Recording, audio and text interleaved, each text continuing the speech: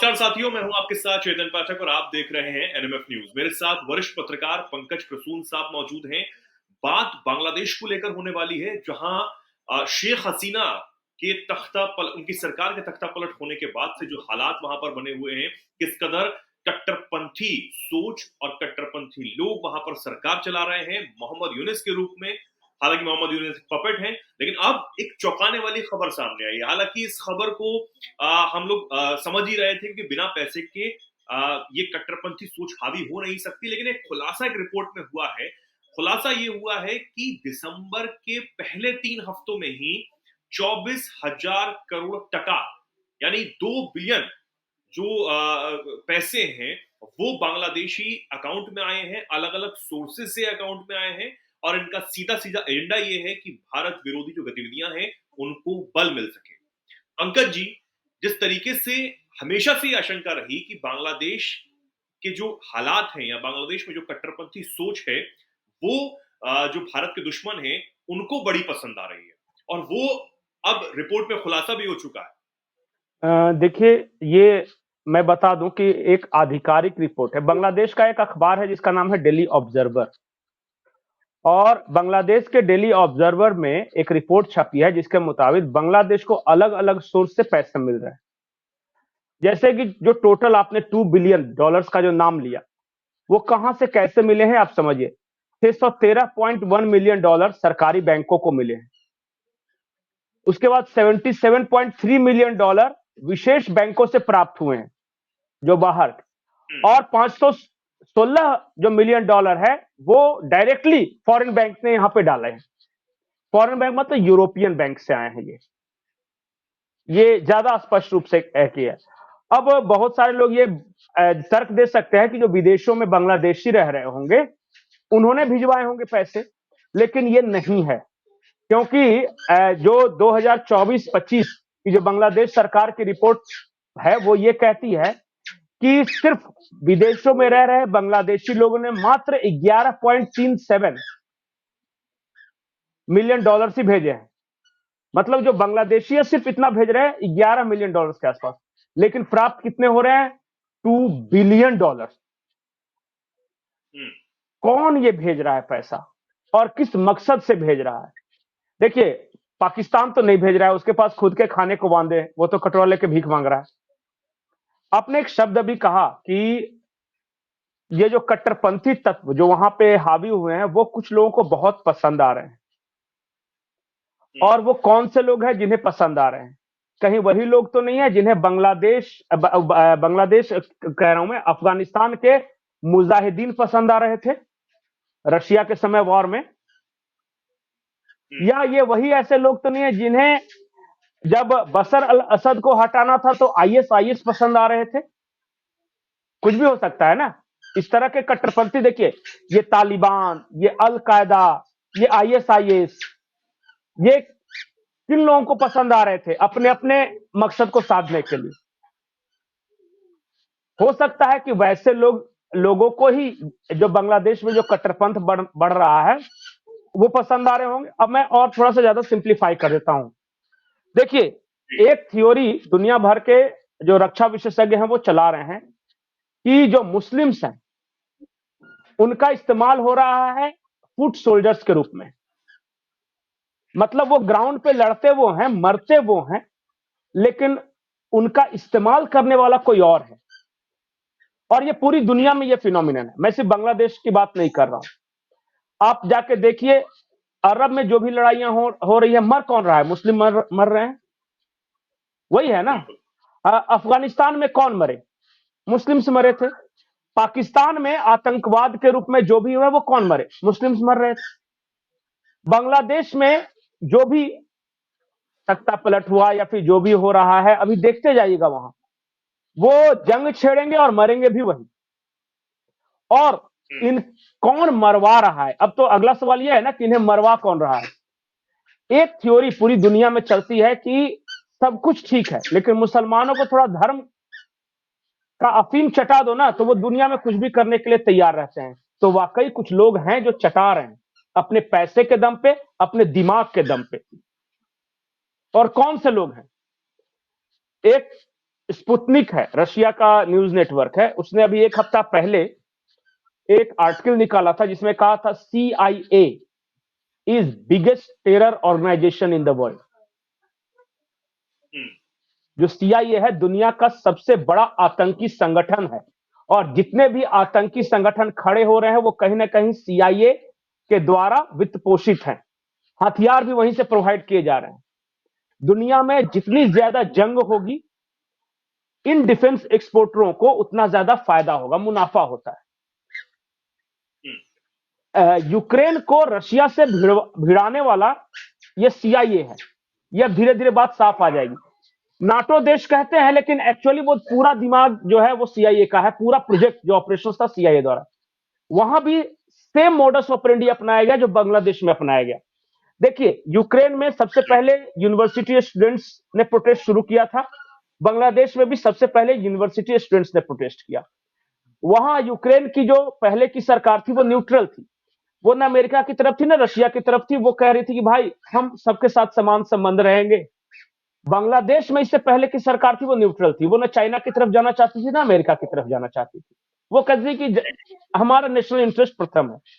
उसके बाद तीसरी समानता यह है कि बांग्लादेश में जब स्टूडेंट प्रोटेस्ट हुआ तो वहां की सेना की मजबूरी हो जाती है कि अपने लोगों पर तो गोली नहीं चला सकती। कल को और बवाल हुआ कि देखिए अपने देश के छात्रों, अपने देश के नागरिकों पर गोली चलाई। सेना इसके लिए ट्रेंड नहीं होती।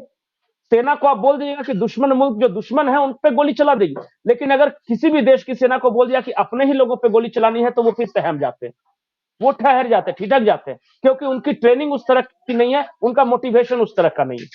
तो यूक्रेन की सेना वहां के स्टूडेंट प्रोटेस्टर्स पे गोली नहीं चला सकी, और यही हाल बांग्लादेश की सेना का हुआ, वो अपने यहाँ के छात्रों पर गोली नहीं चला सकी।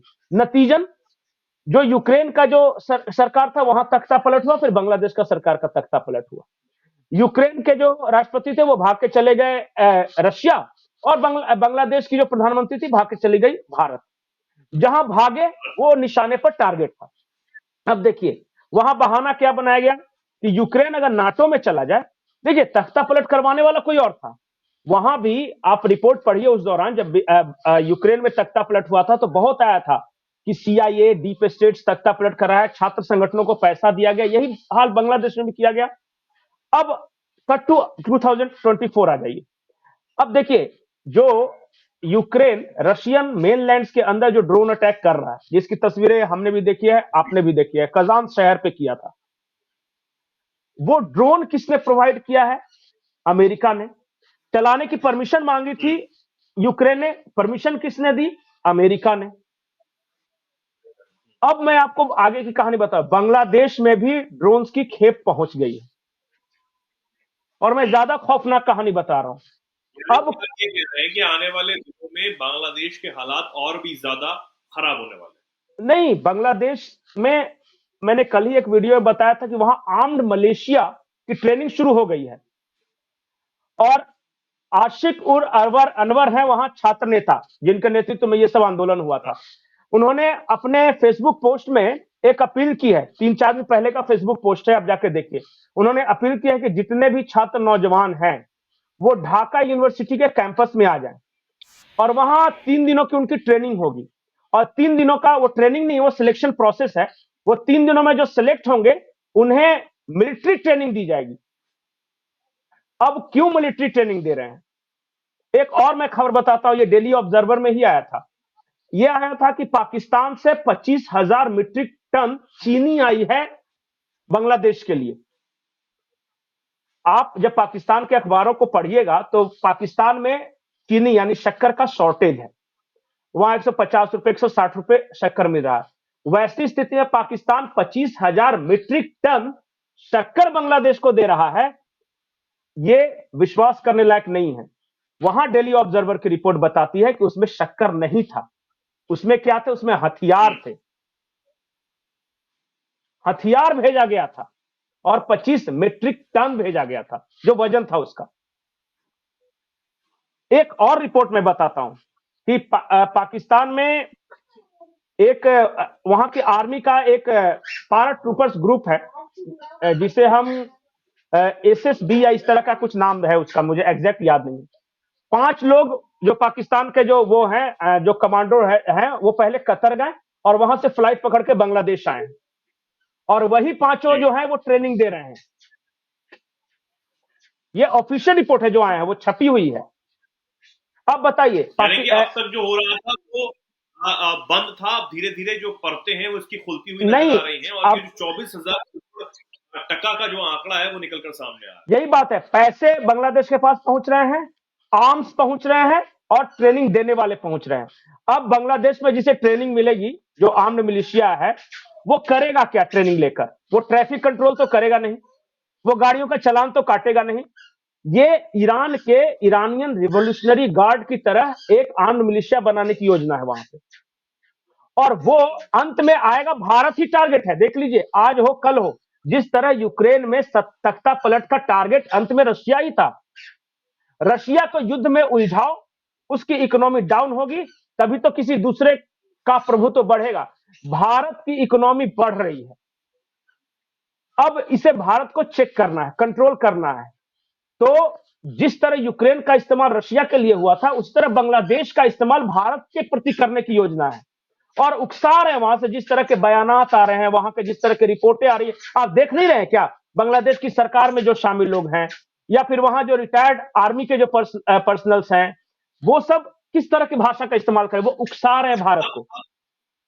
भारत क्या कर रहा है, भारत क्या कर रहा है इसमें? नहीं, भारत समझ रहा है इन चीजों को। भारत के पास देखिए, भारत रशिया नहीं है और रशिया से भारत ने सीखा है। रशिया ने जो यूक्रेन पर अटैक करके जो गलती की है, वो भारत नहीं करने वाला। हालांकि अपने देश में भी एक तबका ये चाहता है कि हिंदुओं के जिनोसाइड पे प्रधानमंत्री मोदी कुछ करे, कुछ करे। अरे कुछ करे, यही तो वो चाहते हैं कि करे।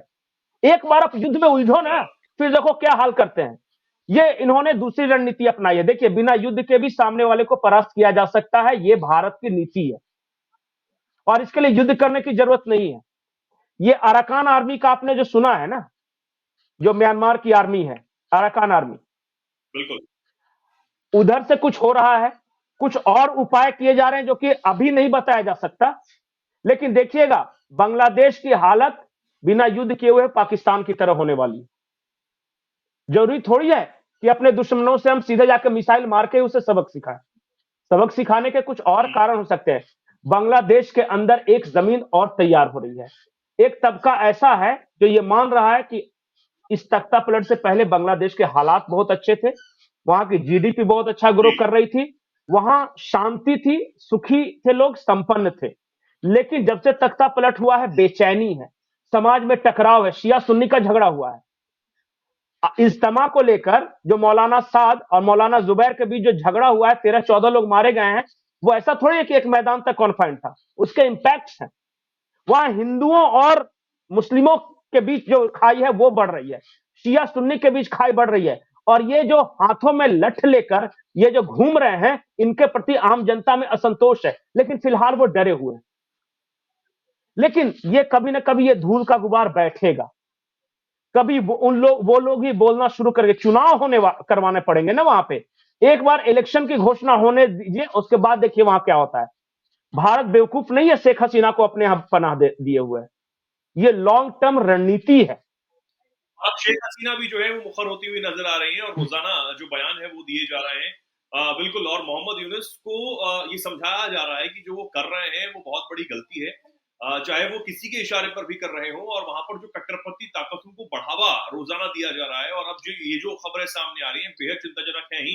भारत जल्द ही अपने तरीके से इलाज करने का जो तरीका है वो अपना रहा है और जल्द ही आखिरी इलाज आखिरी होगा पॉइंट, इस बात को। आखिरी पॉइंट बोल रहा हूं कि बांग्लादेश के बाद अगला तख्ता पलट जो होने वाला है वो म्यांमार में होने वाला है। मैं बहुत जिम्मेदारी से ये बात बोल रहा हूं। वहां की 40% जो भूभाग है वहां विद्रोहियों का कब्जा हो चुका है। सिर्फ शहर है वहां पे, जो वहां मिलिट्री हुंटा है उसका प्रभुत्व रहा है। आप साल 1.5 साल के अंदर या ज्यादा से ज्यादा मैक्सिमम 2 साल देखिएगा, म्यांमार में तख्ता पलट हो गया। म्यांमार में डीप स्टेट की सरकार आने दीजिए और बांग्लादेश में डीप स्टेट की सरकार आने दीजिए। अपने भारत के नॉर्थ ईस्ट पे सबसे बड़ा खतरा वो मंडरा रहा है। इस पे एक अलग से वीडियो हम करेंगे, देखिएगा, वो मैं बहुत डिटेल्स में सारी चीजें बताऊंगा कि क्या चल रहा है वहां पे। नहीं, बिल्कुल। लेकिन फिलहाल अभी जो बांग्लादेश में चल रहा है उस पर हमने बात की। बहुत बहुत धन्यवाद पंकज जी। आपने बताया कि आखिर ये पूरा पेज क्या है और कहां से ये सब चीजें जो है वो कंट्रोल हो रही हैं। लेकिन खतरा जो है वो सीधा भारत के लिए है और इस पर भारत हालांकि काम कर रहा है, लेकिन और मजबूती के साथ जो काम करने की जरूरत है वो अब हो चली है। और बांग्लादेश में जो कट्टरपंथी ताकतें हैं उनको जल्द कंट्रोल करना होगा, उनको जल्द काबू में करना होगा, ताकि जो वो उछल रहे हैं, जो भारत विरोधी बयान दिए जा रहे हैं या फिर जो गतिविधियां भारत के खिलाफ बढ़ाई जा रही हैं कि आप एक मैप जो है वो जारी कर देते हैं जिसमें भारत के हिस्से को बांग्लादेश का बताया जाता है, मतलब इतनी जरूरत हो गई। इन चीजों को भी बहुत जल्दी कंट्रोल करना होगा। बहुत बहुत धन्यवाद पंकज जी, और हमारे दर्शकों का बहुत बहुत धन्यवाद। ऐसी जानकारियों के लिए, खबरों के लिए बने रहिए एनएमएफ न्यूज के साथ। नमस्कार।